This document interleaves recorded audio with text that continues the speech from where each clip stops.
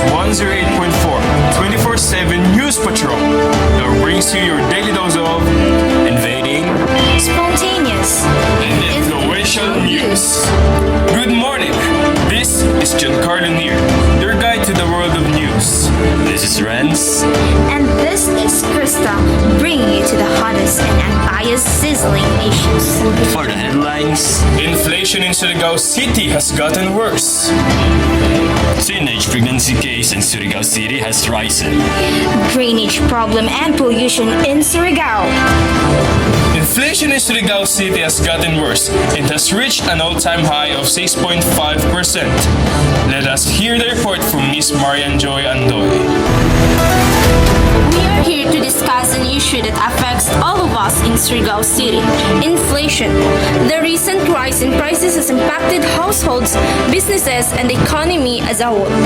In this broadcast, we will be discussing the causes of inflation and how it is affecting Surigao City in 2023. According to the latest data from the National Statistics Office, inflation in Surigao City has reached an all-time high of 6.5%. This is primarily due to the increase in food and fuel prices, as well as the depreciation of peso against the US dollar. This has led to a significant increase in the cost of living for families and individuals across the city. Small businesses and local entrepreneurs have also been hit hard by inflation. The cost of raw materials and production has increased, making it difficult to maintain profit margins. This has led to many small businesses closing down or reducing their operations. The government has taken steps to address the issue, including the implementation of price controls on basic commodities and the allocation of funds for social programs aimed at assisting low-income families. However, more needs to be done to stabilize the economy and reduce inflation rates in the long term. Thank you, Marian. We will be right back with more news after these reminders. Everything is so expensive today. You can barely get a set meal within 100 pesos. I know what you mean. The government is not taking any action too. Politics affects all aspects of our lives, from the policies that governs our country to the decisions that impact our daily routines. As citizens, we have the power to shape our future through politics. Make your voice heard and participate in the political process. Your voice counts and your opinion matters. Let's work together to build a better future for ourselves and future generations. Domestic violence is a serious issue that affects countless families and communities around the world. It's time to break the silence and take a stand against domestic violence. If you or someone you know is experiencing abuse, there is help available.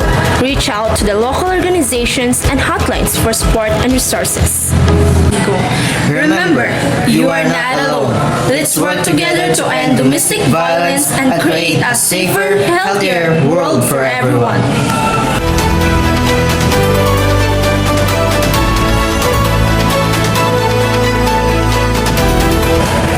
And we're back to discuss an issue that has become growing concern in our city: teenage pregnancy. Let's have Miss Aubrey Sara. Teenage pregnancy has become a growing concern in our city. This is a serious issue that affects not only the young mothers but also their families, communities, and the overall development of our society. In this broadcast, we'll be discussing the causes of teenage pregnancy and the measures we can take to prevent it. According to the latest data from the Department of Health, Surigao City has one of the highest rates of teenage pregnancy in the country, with around 10% of teenage girls giving birth each year. This is a worrying trend that can have long-lasting effects on the lives of young mothers and their children. The main causes of teenage pregnancy include poverty, lack of education, peer pressure, and inadequate access to reproductive health services. It's important for parents, schools, and the government to provide young people with the education, resources, and support they need to make informed decisions about their sexual health. Teenage pregnancy can also lead to a range of health and social problems, including higher rates of maternal and infant mortality, poor educational outcomes, and financial stability for young mothers and their families. Preventing teenage pregnancy requires a collaborative effort from all stakeholders in our community. Here's what we can do. We must prioritize education and access to reproductive health services for our young people, while also addressing the underlying social and economic factors that contribute to this issue. We urge parents, educators, health workers, and the government to work together to support our young people and ensure a brighter future for them and our beloved city.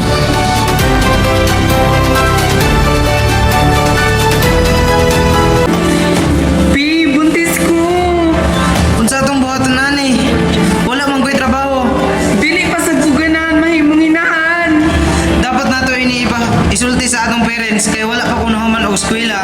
Wala pa ko'y trabaho, dili pa nako kaya sustensyahan ang bata. Oo lagi, pero unsaon man nato ni pagstorya sa akong mama ug papa nga buntis ko. Kabalo baya sila nga bata pa ko. Basing dili madawat sa akong ginikanan. Dili ko nila mapasaylo. Dili ko nila matanggap. Unsaon man nato ini, babe.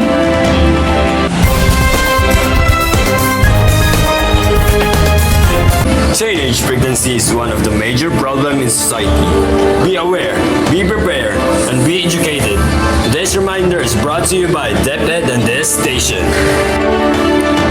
OFWs are the unsung heroes of our country, sacrificing their time and comfort to work abroad in search of better opportunities and a brighter future. They face countless challenges such as homesickness, cultural differences, and even exploitation in some cases. But they persevere because they know that their families back home are counting on them.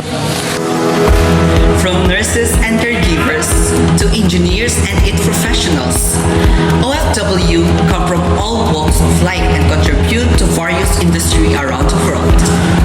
Their remittances are a major source of income for many households in the Philippines and have helped lift millions out of poverty over the years. However, despite their contributions, OFWs still face many challenges and often don't receive the recognition and support they deserve. That's why we're here to remind everyone of the sacrifices and hard work of our OFWs and to encourage everyone to show their appreciation and support. Whether it's through financial assistance, emotional support, or advocating for their right and welfare, we can all play a role in making life better for our OFWs. So let's honor their contribution and sacrifices, and let's work together to create a better future for all Filipinos. And we're back again for another report. Drainage problem and pollution in Surigao City. Here's Angel May Gonzalez and Ace Caberio for the report. Yes, thank you, Krista. Good day, everyone. Today we bring you important news about the environmental challenges facing Surigao City. Surigao City, like many other urban areas, faces various pollution challenges including air pollution, water pollution, and land pollution. The sources of pollution in Surigao City include industries, transportation, waste disposal, and agricultural practices. Air pollution is a significant concern in Surigao City, with high levels of particulate matter, nitrogen dioxide, and sulfur dioxide. These pollutants can have adverse effects on respiratory health and overall well-being. Water pollution is also a major issue, with the city's waterways being contaminated by untreated sewage, agricultural runoff, and industrial waste. This pollution not only affects the health of aquatic ecosystem, but can also pose a risk to human health when water is consumed or used for bathing. Land pollution is another problem in Surigao City, with improper waste disposal and hazardous waste dumping causing contamination of soil and groundwater. To address these pollution challenges, it is essential to implement effective pollution pollution control measures and regulations. The authorities should enforce emission standards for industries and vehicles, improve waste in management practices, and implement more sustainable agricultural practices. Additionally, promoting public awareness and education about the importance of reducing pollution can help encourage individuals and communities to take action to protect the environment and public health. We urge everyone to take part in this critical mission of protecting the environment and public health. By reducing pollution, we can create a safer, healthier, and sustainable environment for ourselves and for generations to come. Thank you for listening. This is Ace Cabrero. Angel May Gonzalez reporting. Thank you for that, Ace Caberio and Angel May Gonzalez. Surigao truly has been facing a severe drainage problem that are causing some floods in certain areas, making it difficult for the citizens of the city. We hope that the local government and community members take action to address this issue in Surigao City's stunning view. And those are the breaking news for today's broadcast. I am Giancarlo Nier. I am Renzo Verdaras. And Krista Estadillo, News with no bias. News with no exception. including nothing but the truth. This is 24/7 News Patrol 108.4.